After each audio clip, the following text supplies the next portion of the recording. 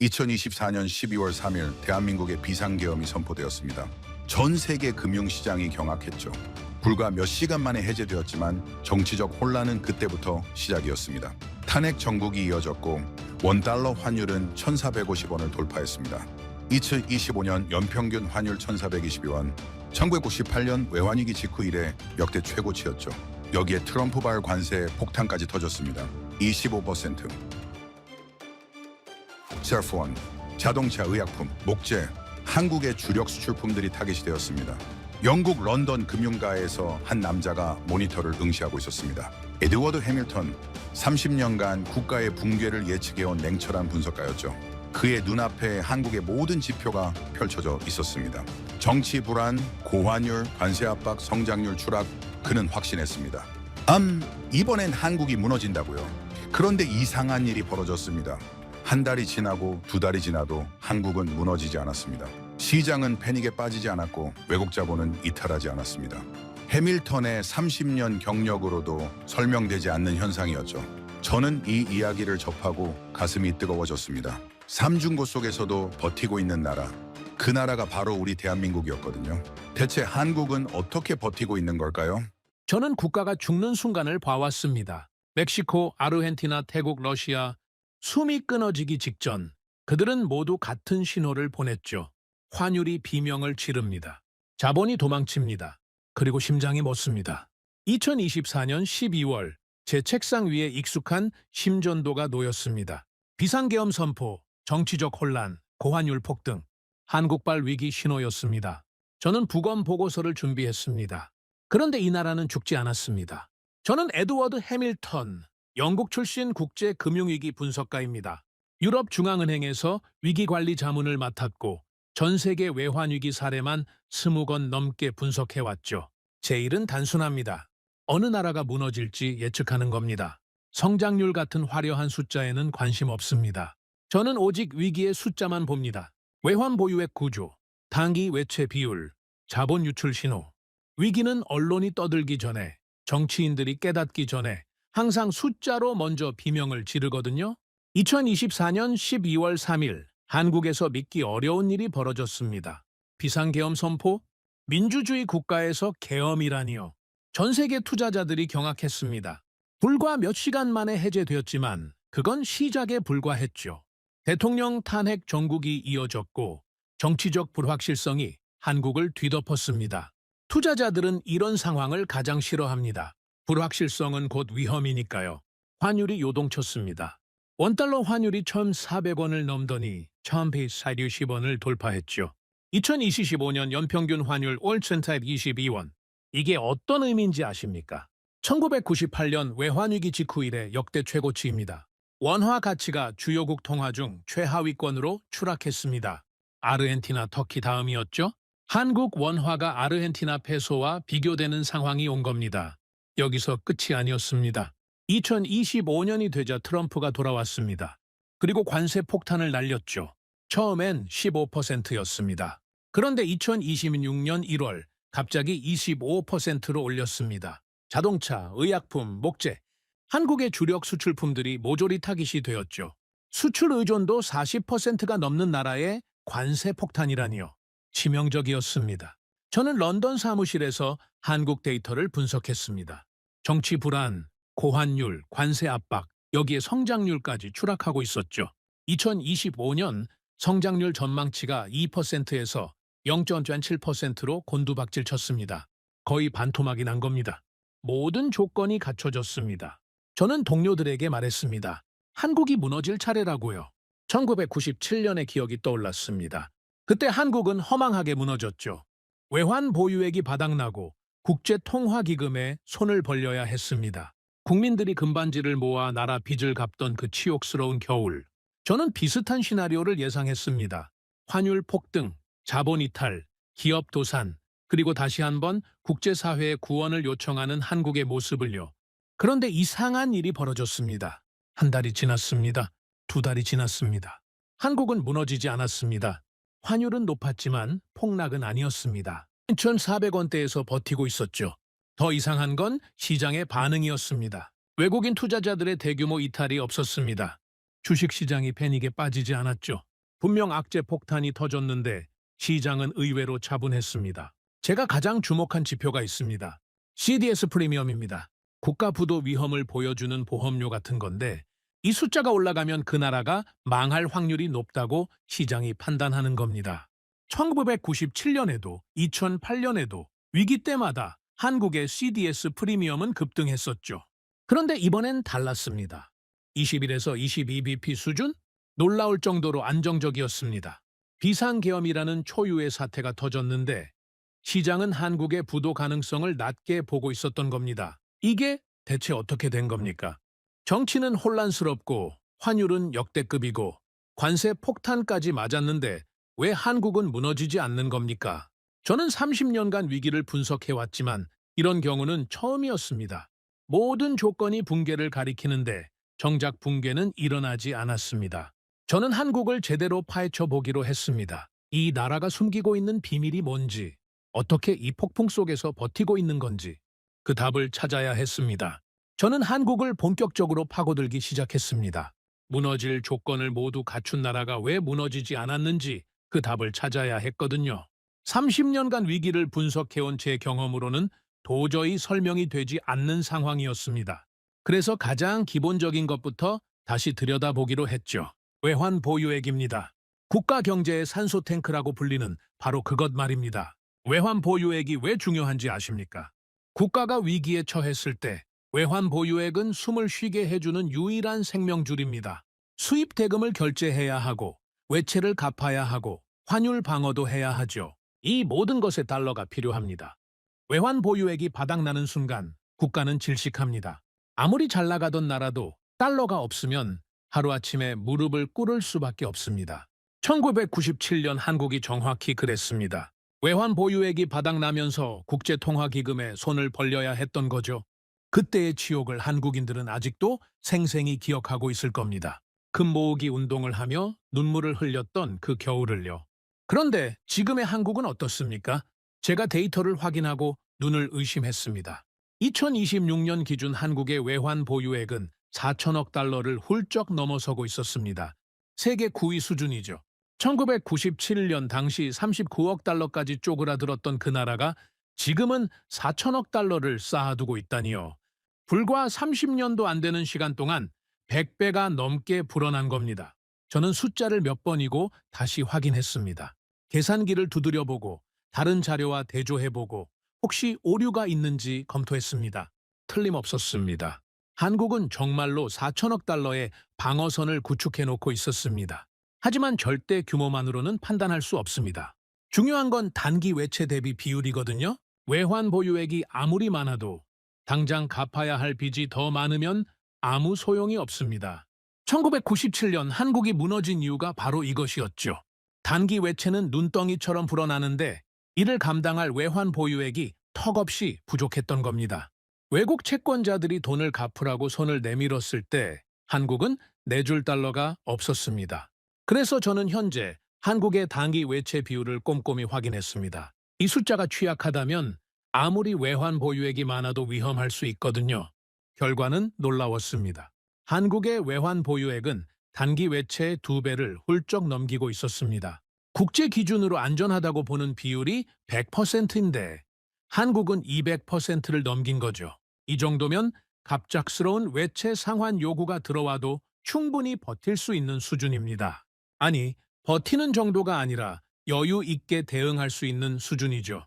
설령 외국 채권자들이 한꺼번에 돈을 갚으라고 요구해도 한국은 눈 하나 깜짝하지 않고 갚아버릴 수 있었습니다. 저는 1997년과 지금을 비교하는 표를 만들어 봤습니다. 같은 나라가 맞는지 의심스러울 정도였습니다. 외환 보유액 규모, 단기 외채 비율, 경상수지 구조, 외채 만기 구성까지 모든 지표가 완전히 달라져 있었습니다. 1997년의 한국은 외부 충격에 속수무책으로 무너질 수밖에 없는 허약한 구조였지만 지금의 한국은 웬만한 충격은 흡수하고도 남을 견고한 방어선을 갖추고 있었죠. 마치 같은 이름을 가진 전혀 다른 두 나라를 보는 것 같았습니다. 그제야 저는 깨달았습니다. 이번엔 출발선 자체가 다르다는 것을요. 한국은 1997년의 치욕을 잊지 않았던 겁니다. 그 뼈아픈 경험을 교훈 삼아 30년 가까이 묵묵히 외환 방어선을 쌓아 올렸던 거죠. 한 푼 두 푼 달러를 모으고 외채 구조를 개선하고 위기에 대비하는 시스템을 만들었습니다. 저는 그동안 한국을 과거의 프레임으로만 바라보고 있었습니다. 1997년에 무너졌던 취약한 신흥국이라는 선입견 말입니다. 하지만 지금의 한국은 그때의 한국이 아니었습니다. 외환은 국가의 산소입니다. 그리고 이번 한국은 숨이 가쁘지 않았습니다. 오히려 깊고 안정적인 호흡을 하고 있었죠. 하지만 외환 보유액만으로 모든 것이 설명되지는 않았습니다. 아무리 돈이 많아도 시장이 신뢰하지 않으면 소용없거든요. 그래서 저는 다음 단계로 넘어가기로 했습니다. 투자자들의 돈은 대체 어디로 흘러가고 있었을까요? 돈은 거짓말을 하지 않습니다. 정치인은 표를 의식해서 거짓말을 하고, 언론은 클릭을 위해 과장을 하고, 전문가들도 자존심 때문에 틀린 예측을 고집할 때가 있죠. 하지만 돈은 다릅니다. 자기 돈이 걸린 투자자들은 절대로 거짓말을 하지 않거든요. 손해를 보면서까지 체면을 지키는 투자자는 이 세상에 없습니다. 그래서 저는 외환 보유액 다음으로 자본의 흐름을 들여다보기로 했습니다. 글로벌 투자자들이 한국을 어떻게 보고 있는지, 그들의 돈이 어디로 움직이고 있는지를요. 숫자는 거짓말을 하지 않으니까요. 2026년 초 전 세계 자본은 공포에 질려 있었습니다. 고금리 장기화와 보호무역 확산으로 신흥국에서 돈이 썰물처럼 빠져나가고 있었죠. 터키에서는 외국인 투자자들이 앞다투어 탈출했고 리라화 가치는 나락으로 떨어졌습니다. 아르헨티나 채권 시장은 그야말로 아비규환이었죠. 페소화는 휴지 조각이 되어가고 있었고 국가 부도설이 매일같이 터져 나왔습니다. 동남아시아 일부 국가들도 자본 유출로 휘청거렸습니다. 위기의 시대의 투자자들은 본능적으로 안전한 곳을 찾아 도망칩니다. 미국 국채, 달러, 금. 이런 안전자산으로 돈이 몰리는 게 교과서적인 반응이죠. 신흥국은 버림받는 겁니다. 그런데 한국은 달랐습니다. 물론 외국인 투자자들의 매도세가 있긴 했습니다. 주식시장에서 일부 자금이 빠져나간 것도 사실이죠. 하지만 투매 수준은 아니었습니다. 패닉 셀링이 없었다는 겁니다. 다른 신흥국에서는 투자자들이 손해를 감수하고서라도 탈출하려고 난리였는데 한국에서는 그런 광경이 벌어지지 않았습니다. 오히려 일부 글로벌 기관들은 한국 주식을 저가 매수하고 있었습니다. 전 세계가 공포에 떠는 위기 상황에서 오히려 한국에 돈을 넣는 투자자들이 있었던 거죠. 저는 이 현상이 도무지 이해가 되지 않았습니다. 제 30년 경력의 상식으로는 설명할 수 없는 일이었거든요. 채권 시장은 더욱 놀라웠습니다. 국가 위기 때 가장 먼저 반응하는 곳이 바로 채권 시장이거든요. 왜냐하면 채권 투자자들은 주식 투자자들보다 훨씬 보수적이고 민감하기 때문입니다. 조금이라도 위험하다고 판단되면 국채 금리가 치솟습니다. 투자자들이 더 높은 이자를 요구하는 거죠. 위험한 나라에 돈을 빌려주려면 그만큼 보상을 받아야 하니까요. 그런데 한국 국채 금리는 놀라울 정도로 안정적이었습니다. 급등하지 않았습니다. 이건 시장이 한국을 여전히 신뢰하고 있다는 명확한 증거였죠. 채권 투자자들은 한국이 빚을 갚을 능력이 충분하다고 판단하고 있었던 겁니다. 그리고 결정적인 지표가 있었습니다. CDS 프리미엄입니다. CDS는 쉽게 말해서 국가 부도 보험료입니다. 이 숫자가 올라가면 그 나라가 망할 확률이 높다고 시장이 판단하는 거죠. 보험료가 비싸다는 건 그만큼 사고가 날 확률이 높다는 뜻이니까요. 위기 때마다 신흥국들의 CDS 프리미엄은 하늘 높은 줄 모르고 치솟습니다. 1997년 한국도 그랬고 2008년 글로벌 금융위기 때도 한국의 CDS 프리미엄은 급등했었죠. 그런데 2026년 한국의 CDS 프리미엄은 안정권을 유지하고 있었습니다. 소폭 상승하긴 했지만 위기 수준과는 거리가 한참 멀었죠. 시장은 한국의 부도 가능성을 아주 낮게 보고 있었던 겁니다. 저는 모니터 앞에서 한참을 멍하니 앉아 있었습니다. 투기 세력들의 공격도 없었습니다. 1997년에는 헤지펀드들이 한국을 타깃으로 삼아 공매도 공격을 퍼부었죠. 원화를 집중적으로 팔아 환율을 끌어올리고 한국을 무릎 꿇게 만들었습니다. 그들에게 한국은 손쉬운 먹잇감이었죠. 그런데 이번에는 그런 움직임이 전혀 보이지 않았습니다. 왜일까요? 투기 세력들도 한국을 더 이상 만만하게 보지 않았던 겁니다. 공격해봤자 이길 수 없다고 판단한 거죠. 4천억 달러의 외환 보유액, 탄탄한 경제 펀더멘털, 신속한 정책 대응 능력, 이 모든 것이 투기 세력들의 공격 의지를 꺾어버렸습니다. 투자자는 거짓말을 하지 않습니다. 그리고 그들은 한국을 떠나지 않았습니다. 30년 전 한국은 글로벌 자본에 무참히 짓밟혔습니다. 외국인 투자자들이 썰물처럼 빠져나가면서 나라 전체가 휘청거렸죠. 그 치욕의 기억이 아직도 생생합니다. 하지만 지금의 한국은 그때의 한국이 아니었습니다. 글로벌 자본은 한국을 더 이상 약한 먹잇감으로 보지 않았습니다. 오히려 위기의 시대에 돈을 맡겨도 안전한 신뢰할 만한 곳으로 인정하고 있었던 겁니다. 저는 점점 궁금해지기 시작했습니다. 이 신뢰는 도대체 어디서 오는 걸까요? 한국이 뭘 했기에 세계 자본이 이토록 믿고 있는 걸까요? 위기는 국가의 민낯을 드러냅니다. 평소에는 감춰져 있던 시스템의 허점, 의사결정의 느림, 부처 간의 불협화음, 리더십의 부재, 이런 것들이 위기의 순간에 한꺼번에 터져 나오죠. 저는 수많은 국가들이 위기 앞에서 무너지는 걸 봐왔습니다. 대부분 같은 패턴이었습니다. 위험 신호를 늦게 감지하고 대응은 더 늦고 부처끼리 서로 책임을 떠넘기다가 결국 골든타임을 놓치는 거죠. 그리고 나서야 허둥지둥 대책을 발표하지만 이미 시장의 신뢰는 바닥으로 떨어진 뒤입니다. 그래서 저는 한국의 위기 대응 시스템을 들여다보기로 했습니다. 외환 보유액도 시장의 신뢰도 중요하지만 결국 위기를 막아내는 건 사람과 시스템이니까요. 이 나라가 정말 다른지 제 눈으로 직접 확인하고 싶었습니다. 2026년 초 글로벌 금융시장에 먹구름이 몰려올 때 한국은 어떻게 움직였을까요? 놀랍게도 한국 금융당국은 이미 준비를 하고 있었습니다. 위기가 본격화되기도 전에 외환시장 모니터링을 대폭 강화했고 주요 금융기관들과 비상연락체계를 가동했죠. 24시간 상황실이 돌아갔고 실시간으로 자본 흐름을 추적했습니다. 저는 이 속도에 진심으로 감탄할 수밖에 없었습니다. 보통 국가들은 위기가 터진 뒤에야 허둥지둥 대책을 마련하거든요. 회의를 소집하고 보고서를 올리고 결재를 받고 발표문을 다듬고 이러는 사이에 며칠이 훌쩍 지나버립니다. 하지만 한국은 위기의 냄새를 맡자마자 움직이기 시작한 겁니다. 남들이 회의실에 모이기도 전에 한국은 이미 행동하고 있었습니다. 더 인상적인 건 그 대응의 균형감이었습니다. 위기 때 정부가 보이는 반응은 보통 두 가지 중 하나입니다. 과잉 대응 아니면 방치. 과잉 대응은 오히려 시장에 패닉을 유발합니다. 정부가 난리를 피우면 투자자들은 생각하죠. 뭔가 심각한 문제가 있구나. 그러면 더 빨리 도망갑니다. 정부가 불안해하는데 투자자들이 안심할 리 없거든요. 반대로 방치하면 상황이 걷잡을 수 없이 악화됩니다. 작은 불씨가 대형 화재로 번지는 거죠. 골든타임을 놓치면 아무리 뛰어난 소방관도 손을 쓸 수 없습니다. 그런데 한국 정부는 이 둘 사이에서 절묘한 균형을 잡았습니다. 시장을 자극하지 않으면서도 필요한 조치는 빠르게, 조용하게, 그러나 확실하게 취했죠. 호들갑 떨지 않으면서도 방심하지 않는 그 절제된 대응이 인상적이었습니다. 기업들의 반응도 눈여겨볼 만했습니다. 한국 대기업들은 정부가 지시하기도 전에 이미 현금 보유량을 늘리고 있었습니다.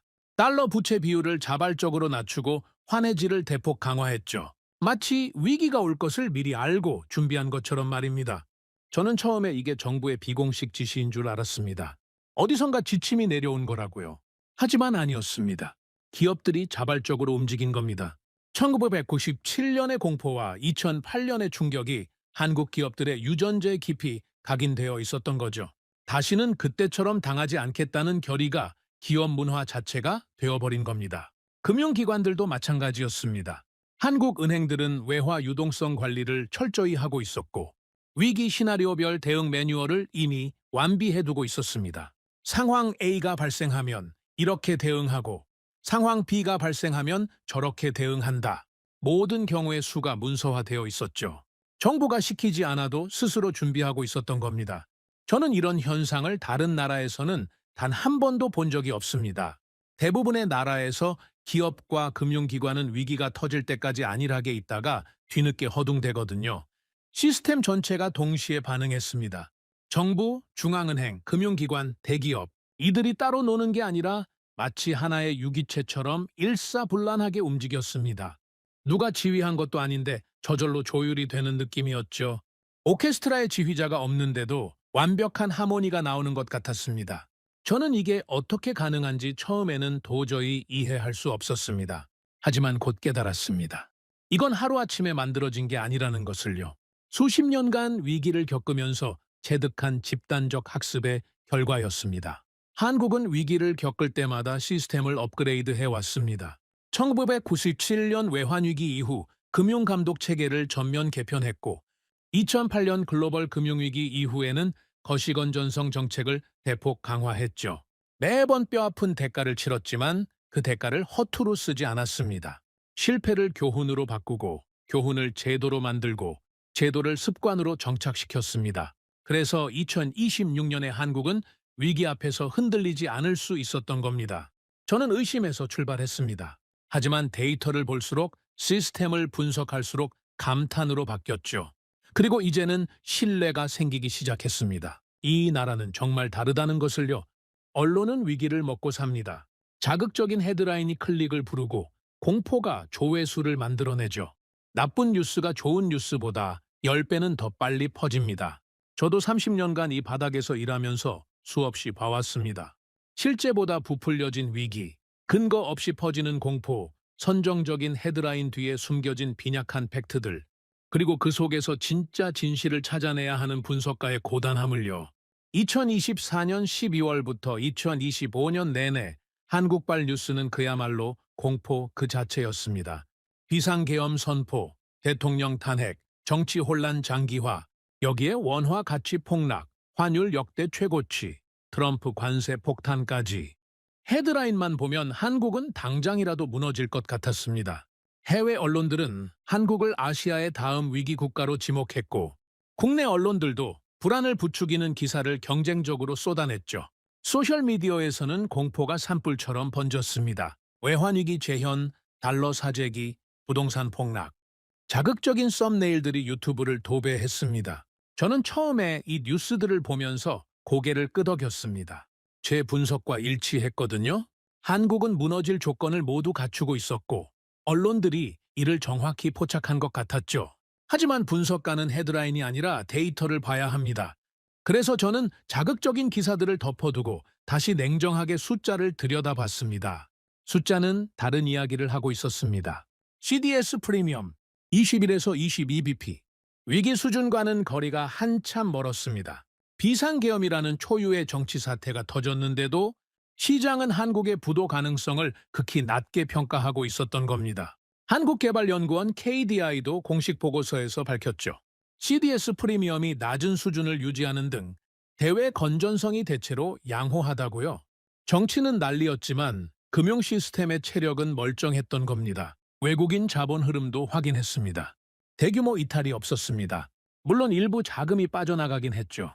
하지만 1997년 같은 썰물은 아니었습니다. 패닉셀링이 벌어지지 않았습니다. 오히려 일부 글로벌 기관 투자자들은 원화 약세를 저가 매수 기회로 보고 있었죠. 환율이 높다는 건 뒤집어 말하면 한국 자산이 싸졌다는 뜻이니까요. 투자자들은 한국이 무너질 거라고 생각하지 않았습니다. 언론의 공포와 시장의 현실 사이에 거대한 협곡이 있었습니다. 뉴스는 매일 난리였지만 실제 금융 지표는 안정적이었죠. 왜 이런 괴리가 생긴 걸까요? 저는 곰곰이 생각해봤습니다. 그리고 한 가지 결론에 도달했습니다. 정치적 혼란과 경제적 펀더멘털은 별개라는 것을요. 한국의 정치 상황은 분명히 불안정했습니다. 하지만 경제의 기초 체력은 달랐죠. 외환 보유액 4,280억 달러, 단기호 애체 비율 38%, 건전한 재정 상태. 이런 숫자들이 방패가 되어 공포의 전염을 막아버린 겁니다. 노련한 투자자들은 이 사실을 알고 있었고 그래서 패닉에 빠지지 않았습니다. 헤드라인만 보는 사람들은 겁에 질렸지만 데이터를 보는 사람들은 담담했습니다. 일반적으로 위기는 이렇게 진행됩니다. 나쁜 뉴스가 터지고 공포가 퍼지고 투자자들이 앞다투어 도망가고 그러면 진짜 위기가 현실이 됩니다. 자기실현적 예언이죠. 두려움이 현실을 만들어내는 겁니다. 하지만 한국에서는 이 악순환이 작동하지 않았습니다. 나쁜 뉴스는 폭포수처럼 쏟아졌지만 공포가 시장을 지배하지 못했습니다. 시스템이 그 공포를 흡수해버렸거든요. 정치적 위기와 경제적 붕괴는 다릅니다. 한국은 정치적으로 흔들렸지만 경제적으로 무너지지 않았습니다. 저는 30년간 숫자를 믿어왔습니다. 그리고 이번에도 숫자가 진실을 말해주고 있었습니다. 폭풍은 분명히 왔습니다. 하지만 한국이라는 배는 침몰하지 않았습니다. 대체 이 나라의 선체는 어떻게 만들어진 걸까요? 강한 국가는 평화로울 때 증명되지 않습니다. 바다가 잔잔할 때는 어떤 배든 잘 떠 있죠. 진짜 강한 배인지 아닌지는 폭풍이 몰아칠 때 드러납니다. 국가도 마찬가지입니다. 호황일 때는 누구나 성장합니다. 진짜 강한 국가인지 아닌지는 압박이 몰려올 때 비로소 알 수 있죠. 2025년부터 2026년 초까지 한국에는 삼중고가 한꺼번에 덮쳤습니다. 정치 불안, 고환율, 그리고 관세 폭탄. 마치 누군가가 작정하고 한국을 시험대에 올려놓은 것 같았습니다. 트럼프의 관세 정책은 한국 수출 기업들에게 직격탄이었습니다. 2025년 내내 압박이 이어지더니 2026년 1월에는 관세를 15%에서 25%로 올려버렸죠. 자동차, 의약품, 목재, 한국의 주력 수출품들이 모조리 타깃이 되었습니다. 수출 의존도가 40%를 넘는 나라입니다. 수출이 막히면 경제 전체가 휘청거릴 수밖에 없는 구조죠. 교과서대로라면 한국 경제는 심각하게 흔들려야 정상이었습니다. 환율 압박도 극심했습니다. 원달러 환율이 1,450원대를 오갔습니다. 원화 가치가 주요국 통화 중 최하위권으로 추락했죠. 아르헨티나, 터키 다음이었습니다. 한국 원화가 만성적 경제 위기 국가들과 나란히 비교되는 굴욕적인 상황이 벌어진 겁니다. 달러 강세가 지속되면서 신흥국 통화들이 줄줄이 무너질 때 원화도 함께 약세를 보였죠. 정치적 불확실성은 더 심각했습니다. 비상계엄, 탄핵 정국, 리더십의 공백, 투자자들이 가장 싫어하는 상황이 계속되었습니다. 해외 언론들은 연일 한국의 정치 혼란을 보도했고 국가 신용도에 대한 우려도 나왔죠. 내부에서 터진 위기와 외부에서 밀려온 압박이 동시에 한국을 조여왔습니다. 그런데 한국은 버티고 있었습니다. 분명히 타격은 있었습니다. 성장률 전망치가 2%에서 0.7%로 추락했죠. 거의 반토막입니다. 소비 심리가 위축되었고 투자도 줄었습니다. 하지만 붕괴는 아니었습니다. 무너지지 않았습니다. 금융 시스템은 작동하고 있었고 기업들은 버티고 있었고 외환시장은 패닉에 빠지지 않았습니다. 왜 버틸 수 있었을까요? 저는 숫자에서 답을 찾았습니다. 외환 보유액 4,280억 달러, 세계 9위 수준입니다. 1997년 외환위기 당시 39억 달러까지 쪼그라들었던 그 나라가 지금은 4천억 달러가 넘는 실탄을 쌓아두고 있습니다. 관세로 수출이 줄어도 환율이 흔들려도 당장 외화가 바닥날 걱정은 없는 겁니다. 이게 얼마나 큰 차이인지 아십니까? 1997년에는 외환 보유액이 바닥나면서 나라가 무너졌습니다. 지금은 그 배배가 넘는 방어선을 구축해놓고 있습니다. 단기호 해체 비율도 안정적이었습니다. 38% 수준. 1997년에는 이 비율이 100%를 넘었죠. 당장 갚아야 할 빚이 외환 보유액보다 많았던 겁니다. 외국 채권자들이 돈을 갚으라고 손을 내밀었을 때 넷줄 달러가 없었습니다. 그래서 무너졌죠. 하지만 지금은 다릅니다. 단기호 해체를 갚고도 남을 만큼의 외환 보유액을 확보하고 있습니다. 한국 기업들의 대응도 눈여겨볼 만했습니다. 관세 25%라는 폭탄을 맞고도 무너지지 않았죠. 생산기지 다변화, 새로운 시장 개척, 원가 절감, 압박이 오자 재빠르게 적응하기 시작했습니다. 1997년과 2008년을 겪으면서 체득한 생존 본능이 작동한 겁니다. 위기가 오면 어떻게 해야 하는지 한국 기업들은 뼛속 깊이 알고 있었습니다. 삼중고가 한국의 약점을 드러냈을까요? 아닙니다. 오히려 강점을 증명했습니다.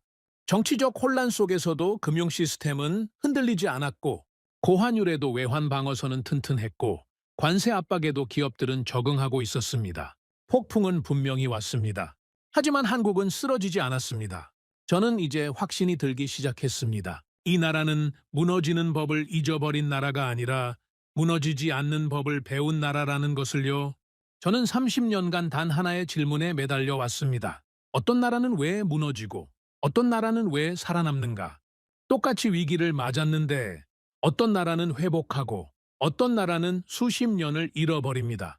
그 차이가 대체 뭘까요? 저는 수십 개의 위기를 분석하면서 나름의 공식을 만들어 왔습니다. 외환 보유액, 부채 비율, 경상수지, 정치적 안정성 이런 지표들을 조합하면 대부분의 위기를 예측할 수 있었죠. 하지만 한국은 제 공식으로 설명되지 않았습니다. 공식대로라면 무너져야 할 나라가 매번 살아남았거든요. 그래서 저는 다른 접근이 필요하다고 생각했습니다. 숫자가 아니라 역사를 봐야 했죠. 이 나라가 걸어온 길을 처음부터 따라가 봐야 했습니다. 한국의 현대사는 위기의 연속이었습니다. 1950년 한국전쟁이 터졌습니다. 전 국토가 폐허가 되었고 수백만 명이 목숨을 잃었습니다. 살아남은 사람들은 잿더미 위에서 맨손으로 다시 시작해야 했죠. 1960년대 한국은 세계 최빈국 중 하나였습니다. 필리핀보다 가난했고 가나와 비슷한 수준이었습니다. 원조를 받아야 겨우 연명하는 나라였죠. 아무도 한국의 미래를 기대하지 않았습니다. 희망이 없어 보이는 땅이었거든요. 그런 나라가 어떻게 되었습니까? 불과 한 세대 만에 세계 10위권 경제 대국이 되었습니다. 반도체, 자동차, 조선, 철강에서 세계 정상급 경쟁력을 갖췄습니다. 기적이라고 불릴만 했습니다. 한강의 기적이라는 말이 괜히 나온 게 아닙니다. 하지만 기적은 거기서 끝나지 않았습니다. 1997년 외환위기가 터졌습니다. 국가 부도 직전까지 몰렸죠. 외환 보유액이 바닥났고 기업들이 줄도산했습니다. 국제통화기금에 구제금융을 요청해야 했고 온 국민이 금을 모아 나라 빚을 갚았습니다. 그 장면을 저는 아직도 잊을 수 없습니다. 결혼 반지를, 돌반지를, 평생 모은 금붙이를 들고 줄을 선 사람들, 나라를 살리겠다고 자기 것을 내놓는 국민들. 저는 그때 한국이 끝났다고 생각했습니다. 솔직히 말하면 회복 불가능하다고 봤습니다. 이 정도 충격을 받은 나라가 다시 일어서기는 어렵다고요. 하지만 한국은 제 예상을 완전히 뒤엎었습니다. 불과 3년 만에 구제금융을 조기 상환했습니다. 만기보다 훨씬 일찍 빚을 다 갚아버린 겁니다. 그리고 그 과정에서 금융 시스템 전체를 뜯어 고쳤습니다. 2008년 글로벌 금융위기 때도 마찬가지였습니다. 리먼 브라더스 파산으로 전 세계가 패닉에 빠졌을 때 한국 원화는 급락했고 주식시장은 폭락했습니다. 또다시 외환위기설이 돌았죠. 한국이 두 번째로 무너진다는 뉴스가 쏟아졌습니다. 하지만 한국은 버텼습니다. 1997년의 교훈으로 쌓아둔 외환 보유액이 방패가 되었고 신속한 정책 대응이 시장을 안정시켰습니다. 위기 이후 한국은 오히려 더 강해진 모습으로 돌아왔습니다. 2020년 코로나 팬데믹은 전 세계를 멈춰 세웠습니다. 경제가 마비되고 공급망이 끊어지고 사람들은 공포에 떨었죠. 하지만 한국은 달랐습니다. 신속한 반격 대응으로 전 세계의 주목을 받았고 경제 충격도 다른 나라들보다 훨씬 적게 받았습니다. 위기 속에서 반도체와 배터리 산업은 오히려 폭발적으로 성장했고 한국의 위상은 더 높아졌습니다. 패턴이 보이기 시작했습니다. 한국은 위기 때마다 무너질 뻔하면서도 결국 살아남았습니다. 그리고 단순히 살아남은 게 아니었습니다. 위기를 겪을 때마다 더 강해졌죠. 마치 부러진 뼈가 붙으면서 더 단단해지는 것처럼 한국은 매번 더 튼튼해져서 돌아왔습니다. 저는 이 현상에 이름을 붙였습니다. 위기 학습 능력.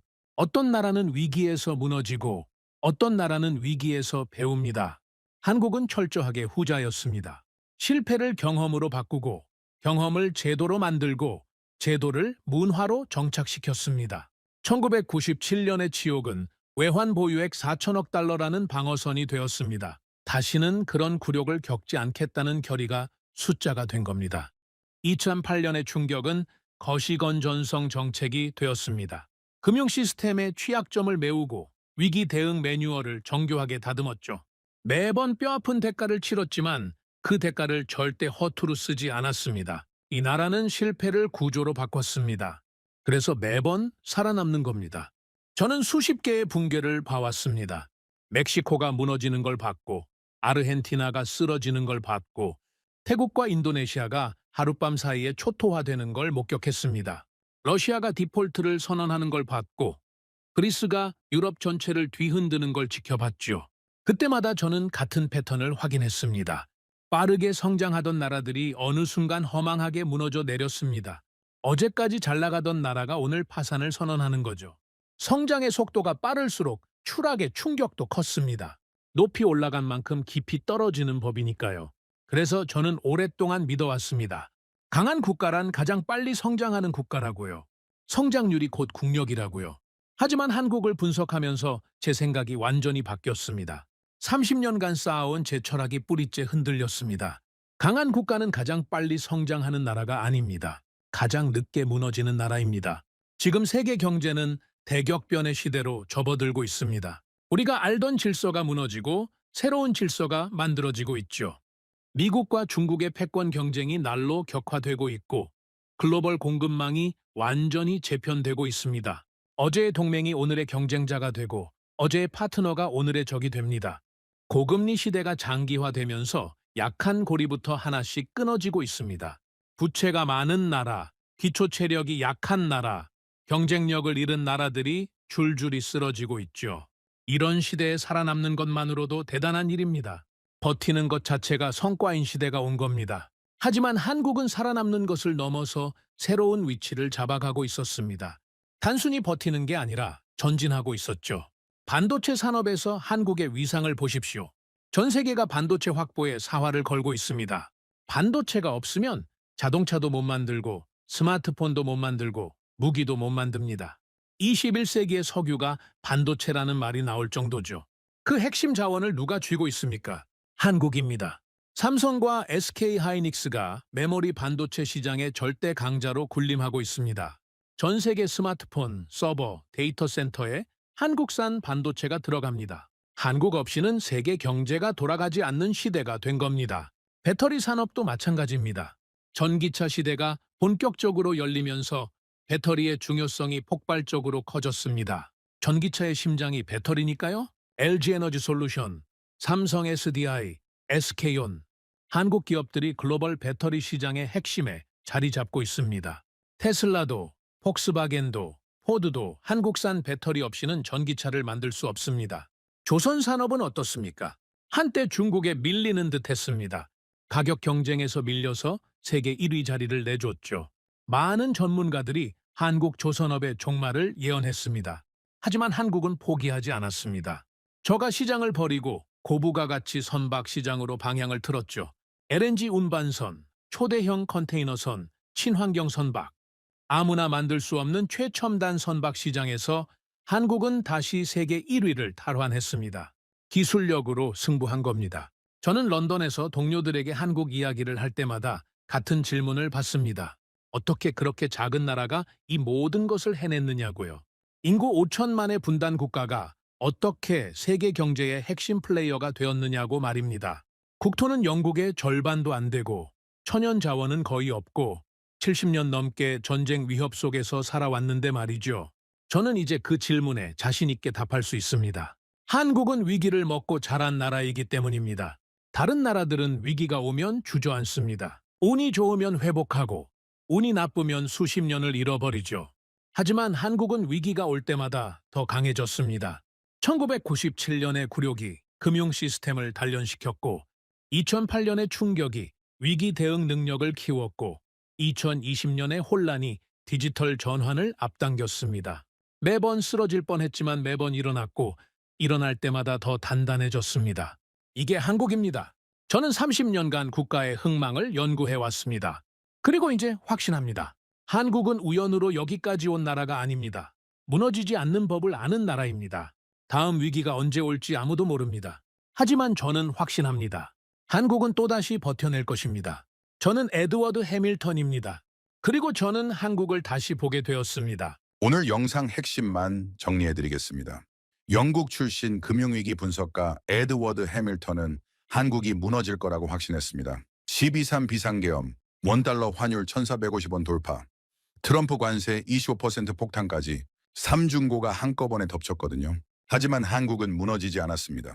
다음 팩트를 정리해 보겠습니다. 첫째, 외환 보유액 4조 280억 달러로 세계 9위 수준입니다. 1997년 39억 달러에서 110배 넘게 늘었죠. 둘째, 단기 외채 비율 38%로 안정적입니다. 1997년에는 100%를 넘었거든요. 셋째, CDS 프리미엄 21에서 22bp 수준으로 대외 신인도가 양호합니다. 비상계엄이라는 초유의 사태에도 시장은 한국을 신뢰했습니다. 저는 이 영상을 준비하면서 솔직히 뭉클했습니다. 정치는 흔들렸지만 경제 시스템은 버텼거든요. 1997년 그 뼈아픈 치욕을 잊지 않고 30년 가까이 쌓아온 방어선이 빛을 발한 겁니다. 폭풍은 왔습니다. 하지만 우리는 무너지지 않았습니다. 무너지지 않는 법을 배운 나라니까요.